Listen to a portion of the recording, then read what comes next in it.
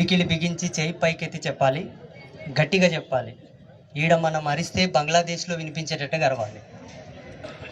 ఈరోజు ఉదయం ఒక కప్పు టీ తాగి వచ్చాను నేను, ఇక్కడ ర్యాలీ ఉందని. నేను ఒక్కరిని ఎంత అరుస్తా, మీరెందరు ఎంత అరుస్తారో చూద్దాం. జై బోలో భారత్ మాతా కీ, జై బోలో భారత్ మాతా కీ, జై బోలో భారత్ మాతా కీ.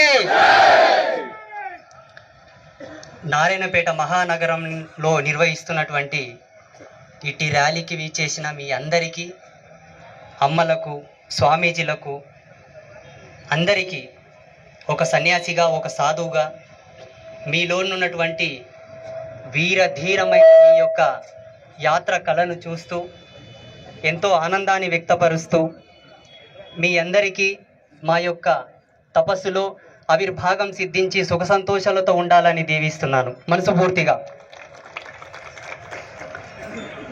ఇదొక దౌర్భాగ్యమైనటువంటి దినం. ఈరోజు మనం మన అస్తిత్వాన్ని కాపాడుకోవడానికి మనం ర్యాలీ నిర్వహించాల్సిన పరిస్థితి వచ్చింది మనకు.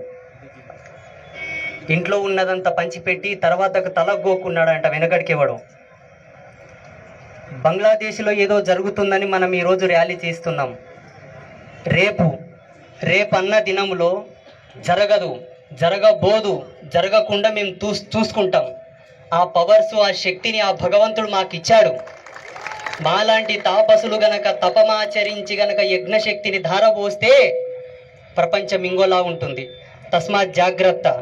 ఇంతవరకు మీరెవరు చూడలేనటువంటి ప్రపంచనం భారతదేశంలో సాధువుల మూలంగా జరగబోతుంది.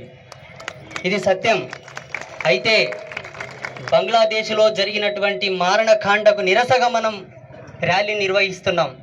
ఒకవేళ ఇన్ కేస్ 1% భారతదేశంలో గనక అట్లా జరిగితే మన పేరు మీద నిరసన వ్యక్తం చేయడానికి ఒక్క హిందూ దేశం అన్న ఉన్నదా ప్రపంచంలో? సానుభూతిగా అన్నదమ్ముళ్ళమని, ఒకరమని వాళ్ళ పేరిట మనం ర్యాలీ చేస్తున్నాం. మనకేదన్నా జరిగితే ఎవడన్నా ప్రపంచంలో ఆదరించేవాడు, తోడొచ్చేవాడు ఎవడన్నా ఉన్నాడా? ఒక్కటంటే ఒక హిందూ దేశం లేదు. అందుకే వెలుగున్నంగానే దీపం చక్కదిద్దుకున్నామన్నారు పెద్దలు. ఇది మనకు సువర్ణ అవకాశం, ఇది మనకు సువర్ణ అవకాశం. జాగ్రత్త పడండి, జాగృతం అవ్వండి. ఇది తరుణం. గీతాచార్యుడు భగవద్గీతలో మనకు చెప్పాడు, ధర్మాన్ని నిలబెట్టడానికి ఎప్పుడైతే ఒక యువకుడు, ఒక యువతి మానవ నిర్మితమైన దేహంతో ఎవరైనా ముందున్నారంటే వాడే ధర్మపరుడు, ధర్మనిష్టాగరిష్ఠుడు అని చెప్పాడు. ఈనాడు వచ్చిన మనమందరం కూడా అందుకు ప్రతీకలే. ఇది ఇంతటితో ఆగకూడదు. ఎవరైతే మనల్ని నాశనం చేయాలని చూస్తున్నారో వాళ్ళ జీవన అస్తిత్వం పైన మనం దెబ్బ కొట్టాలి. కారణం, ఇక్కడ ఉన్నటువంటి తోటి అయ్యప్ప స్వాములకు అందరికి ఒక విజ్ఞప్తి. మీరు ఒక శవయాత్ర ఎదురు వస్తేనే తలస్నానం చేసి తర్వాత పూజించుకుంటారు. అయ్యప్ప దేవస్థానం వెళ్ళేటప్పుడు ఒక సమాధిని దర్శించుకుంటున్నారు. ఇది మన దౌర్భాగ్యం. ఇప్పటికైనా అది మార్చుకోవాలి.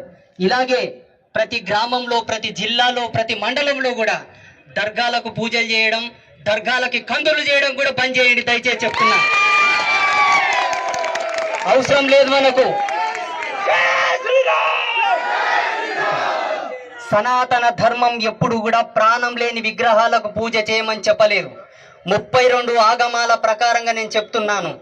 ప్రాణం లేని ఒక శిలను శిల్పంగా చేసి ఆ శిల్పంలోకి సకల జీవకళలతో భగవంతుని ఆవాహన చేసిన తర్వాత, స్టెథోస్కోప్ తోటి చెక్ చేసిన తర్వాత, ప్రాణం వచ్చిందని నిర్ధారణ అయిన తర్వాత సర్వోపచారాలతో పూజ చేసిన ఘనత మనది. ప్రాణం లేని విగ్రహాలకు మనం పూజ చేయం. అటువంటిది ఒక సమాధికి మొక్కితే నీ కోరికలు తీరుతాయన్నంత అజ్ఞానం నీకు ఎక్కడ దాపరించింది? ఎవరిచ్చారు మీకు ఈ హక్కు? ఏమి తక్కువైందని మనం విధర్ములకు పూజలు చేయాలి? ఏమి ఇచ్చలేదు నీ ధర్మం నీకు, ఏమి లేదు నీ శాస్త్రాల్లో నీకు. కొన్ని కోట్ల చరిత్ర కలిగినటువంటి జాతి మనది, కొన్ని కోటాను కోట్ల చరిత్ర కలిగినటువంటి సనాతనం మనది. అందుకే ఈ దేశం ప్రపంచానికే జగద్గురువు, ప్రపంచానికే. ఈనాడు పాశ్చాత్య సంస్కృతి పురుడు పోసుకుంది, ఇది కనిపెట్టింది, అది కనిపెట్టిందని సంకలు గుద్దుకుంటున్నారు. ఈ దేశం మీదికి దండయాత్ర చేయకన్నా ముందు పాశ్చాత్య దేశాల్లో ఏదన్నా ఆవిష్కరణ జరిగిందా? మన వాళ్లకు ఉన్నటువంటి బలహీనతను వాళ్ళ ఆసరగా తీసుకొని సనాతన ధర్మంలో అతిథి దేవో భవ అన్న ఒక సూక్తికి మన వాళ్ళు తల వంచారు. అడుక్కు తినడానికి మీరు వచ్చారు ఈ దేశానికి. దేశ చరిత్రలో, ప్రపంచ చరిత్రలో సనాతనుడు ఏ దేశం మీదన్నా దండయాత్ర చేసిండా? ఏ ఒక్కరి మత విశ్వాసాన్ని కూల్చివేసిండా? ఏ ఒక్కరి మత విశ్వాసాన్ని తగలబెట్టిండా? మా గుళ్ళు మీరు కూల్చారు, మా గుళ్ళు కూల్చారు, మా స్త్రీల యొక్క మాన ప్రాణాలు మీరు దోచుకున్నారు. ఇందుకు చరిత్రనే సాక్ష్యం. ఎన్ని ఉదాహరణలు కావాలి? మీరేమన్నా గొప్పతనం అనుకుంటున్నారా? ఒక కడుపు మీద కాలు జాపి బతికే ఒక బతుక కుక్క బతుకుతుంది స్వతంత్రంగా. మీకు ధైర్యం ఉంటే, దమ్ము ఉంటే మీ జ్ఞానంతో మీరు బ్రతికి చూపెట్టండి. మా విశ్వాసాలతో ఆడుకోవడానికి ఇంక అవకాశం ఇయ్యం. మా వాళ్ళు ఇచ్చారు, ధర్మానికి కట్టుబడి ఇచ్చారు.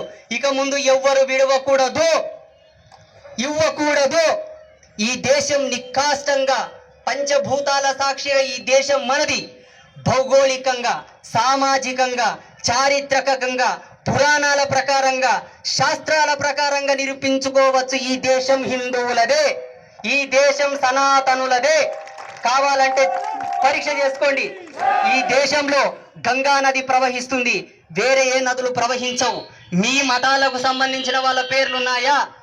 ఆ చేతు హిమాచల పర్యంతం రామేశ్వరం వరకు పర్వతాలకు, నదులకు, దండకారణ్యులకు, సెలయేరులకు అన్నింటికి మా వాళ్ళ పేర్లున్నాయి. ప్రకృతి సాక్ష్యంగా మా వాళ్ళ పేర్లున్నాయి. మీది ఒక్క పేరు అని ఉన్నదా? మీరు కట్టుకున్న కట్టడాలకు మీరు పేర్లు పెట్టుకున్నారు. నిన్న మొన్న కట్టుకున్న కట్టడాలు అవి కూడా స్వతంత్రంగా మీరు కట్టుకోలేదు, మా విశ్వాసాల మీద కట్టుకున్నారు. కారణం మంచితనానికి మేము తల వంచుతాం కాబట్టి, అతిథిని మేము గౌరవిస్తాం కాబట్టి. ఇక్కడితో మీ ఆటలు సాగవు. ప్రతి హిందువు జాగృతమయ్యాడు. మీరు ఉండాలనుకుంటే మీ ధర్మాన్ని కట్టుబడి ఉండండి, లేదా రాజ్యాంగాన్ని కట్టుబడి ఉండండి. ఇవి రెండు కాదని కనుక మీరు ఉండాల్సి వస్తే ప్రతి యువకుడు ఒక ఛత్రపతి శివాజీ అయి కదలక తప్పదు.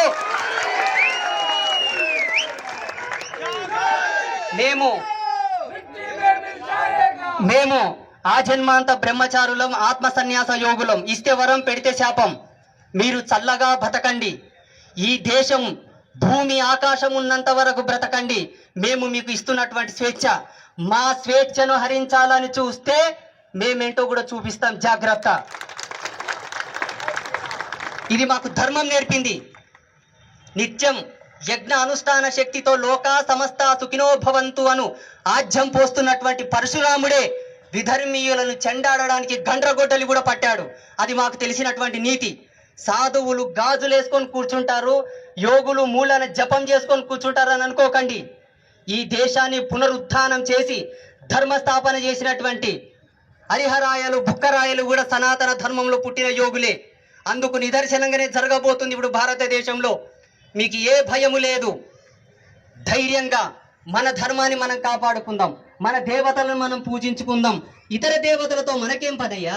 ఏముందాడా? ఏముందని పోతున్నారు మీరు? ఎందుకు గౌరవిస్తున్నారు మీరు? నీకు తల వంచితే నువ్వు తల వంచు, నిన్ను గౌరవిస్తే నిన్ను గౌరవించు. నీ జీవితంతో ఆటాడుకుంటుంటే నువ్వెందుకు కప్పుకుంటావు? చీము నెత్తురు లేదా? ధైర్యం లేదా మనకు? వాళ్ళని కించపరుస్తూ మనల్ని లేదో హైలైట్ చేస్తూ నేను మాట్లాడటం లేదు. బంగ్లాదేశ్లో జరుగుతున్నటువంటి మారణకాండ సోషల్ మీడియా మాధ్యమంగా మనకు 1% మాత్రమే తెలుసు. 1%. ఎందుకంటే మీడియా మాధ్యమాలకు కూడా కొన్ని ఆంక్షలు ఉన్నాయి కాబట్టి వాళ్ళు ఎక్కువ చూపించరు, వాళ్ళు ఎక్కువ చూపరు. అంతకు 100 రెట్లు అక్కడ జరుగుతుంది. అది ఈ దేశంలో జరగదని మీరు ఆలోచించకండి. జాగ్రత్తగా ఉండాలి. ఆనాడు జరిగింది ఒక తప్పు, మన వాళ్ళు చేశారు. ఏంటి? కావాలంటే చనువిచ్చాం, బ్రతుకుతామంటే నేల ఇచ్చాం, ఉంటామంటే ఆశ్రయం ఇచ్చాం. ఈనాడేం జరిగింది? మన అస్తిత్వాన్ని కాపాడుకోవడానికి ర్యాలీలు చేస్తున్నాం బిచ్చగాళ్ళలాగా. ఎవరిది దేశం?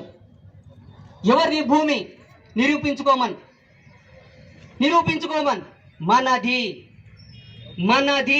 మనదాన్ని మనం కాపాడుకోవడానికి ఈనాడు రోడ్లు ఎక్కాల్సి వస్తుంది.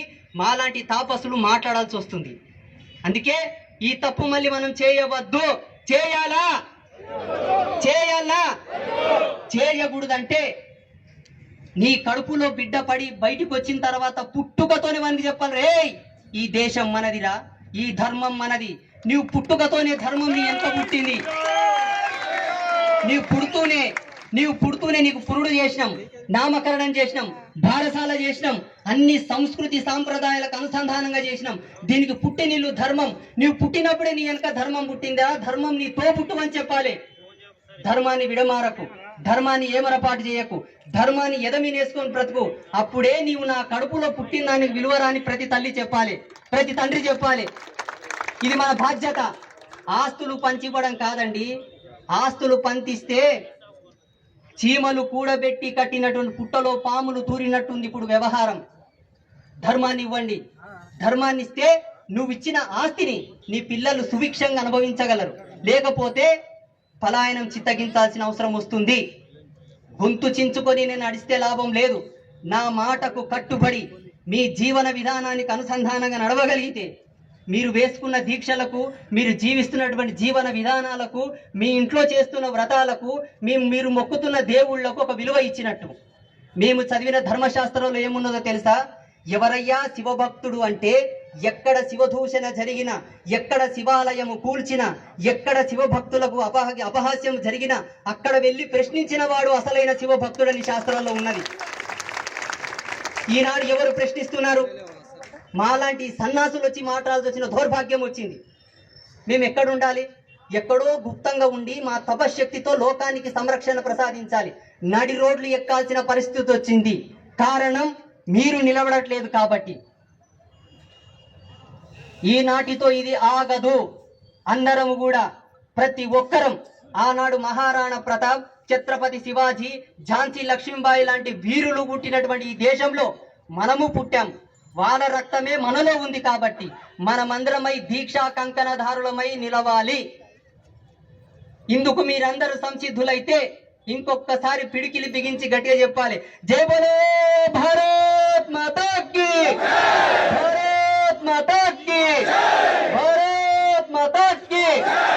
లోకా సమస్త సుఖినో భవంతు, సర్వే జన సుఖినో భవంతు. అందరూ చల్లగా ఉండండి. స్వస్తి.